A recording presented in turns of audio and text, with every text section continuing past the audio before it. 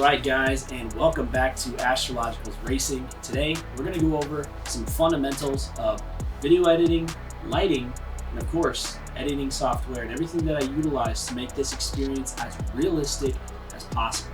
So without further ado, let's get straight into it.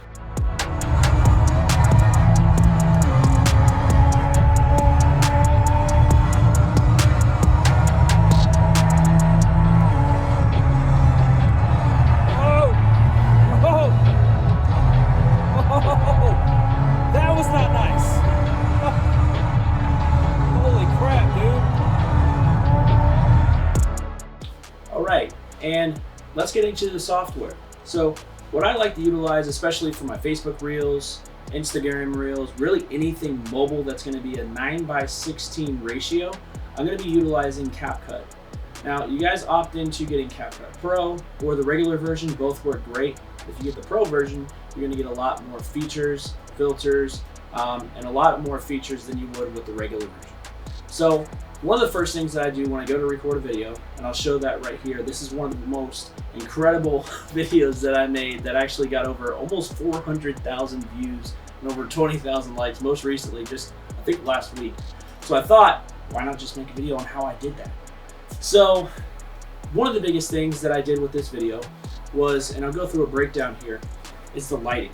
Lighting is crucial. So this light that you guys, obviously that is a standpoint right here, is a staple to all of my content. Without proper lighting, none of this would be possible. Absolutely none of it.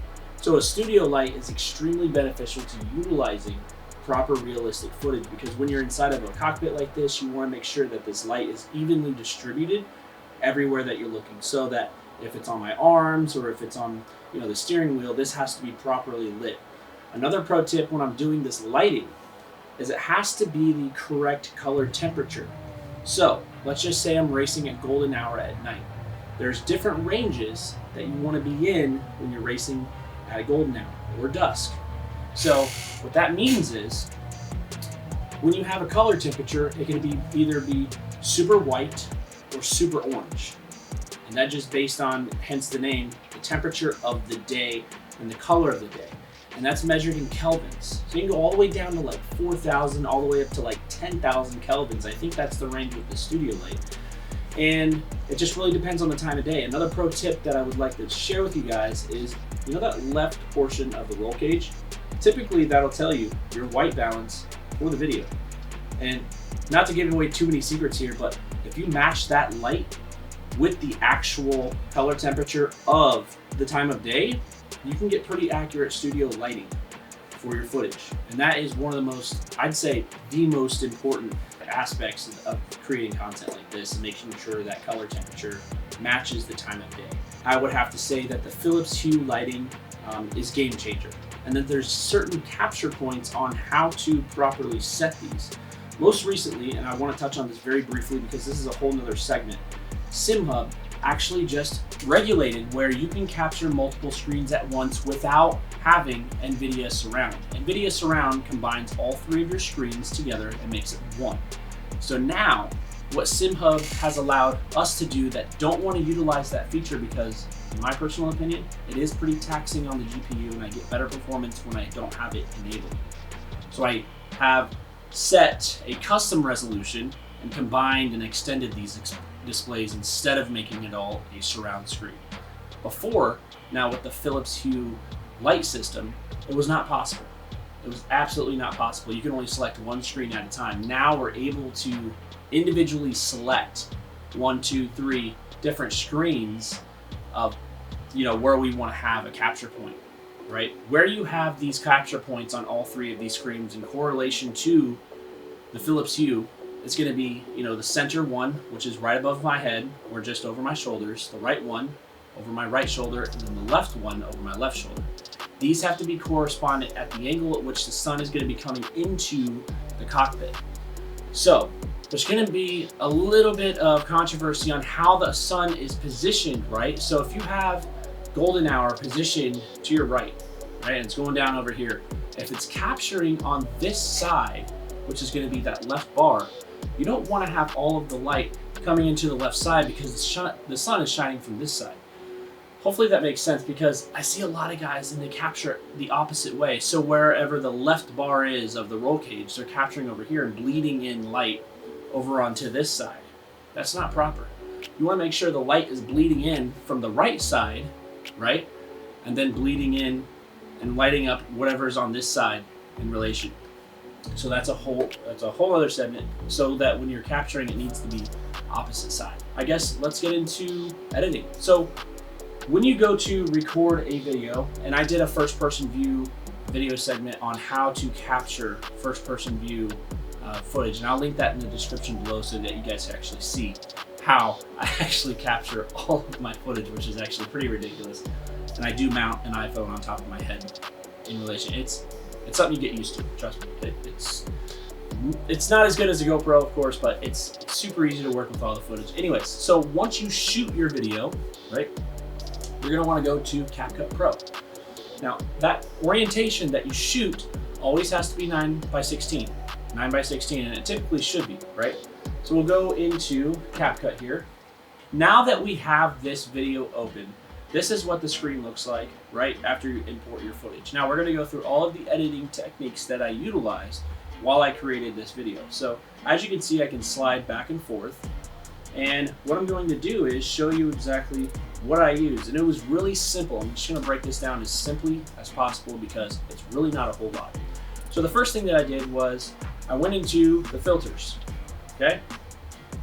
Went straight into the filters. And there's a couple of different filters that you guys can utilize. It really just depends what time of day, what type of emotion or mood that you're really trying to bring to the video itself. So for this one specifically, I use the filter Speakeasy.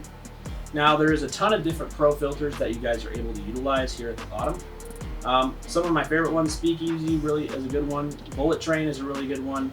And I can show you what each and every single one of these do. We'll just delete this one and see what Bullet Train does. Delete this one.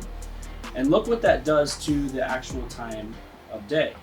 That literally completely changes just about everything. So with the value, you could either make it more aggressive or not so aggressive, right?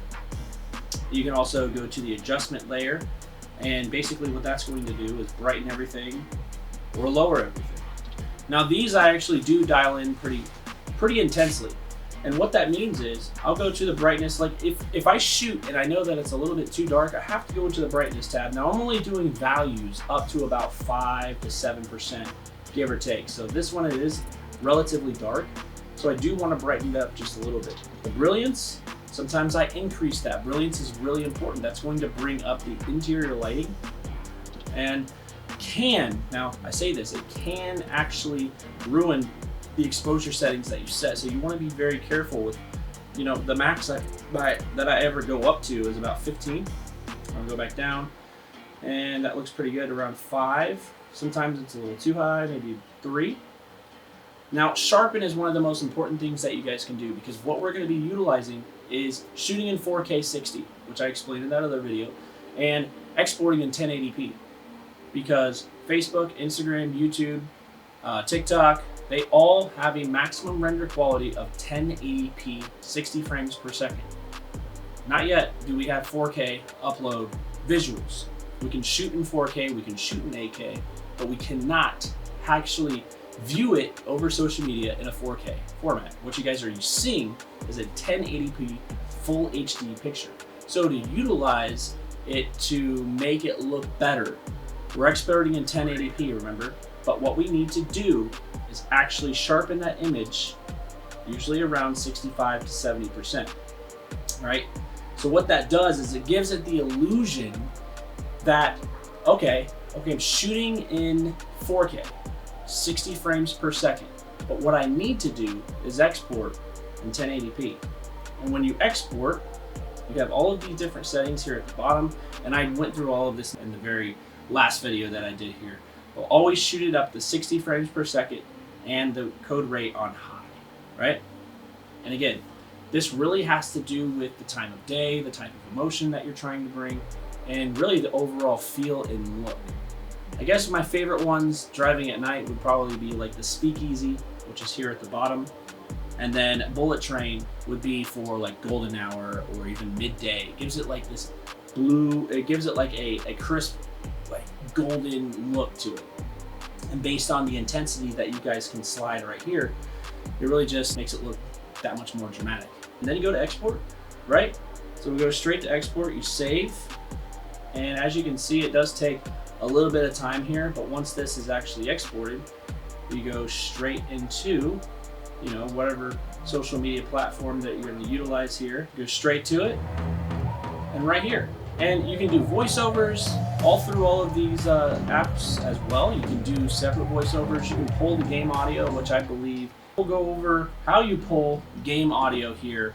There's a couple of ways to do it. And I believe that I think that I would push you guys and encourage you guys to go check out one of these guys' channels. He recently just covered how to do this pretty much seamlessly instead of having to, you know, record the screen, record the game, extract an audio file, synchronize the audio. There is a way to pull it all at once instead of having to edit so vigorously, because I know that there's easier ways to do it. Personally, I just have not found a way to do it yet.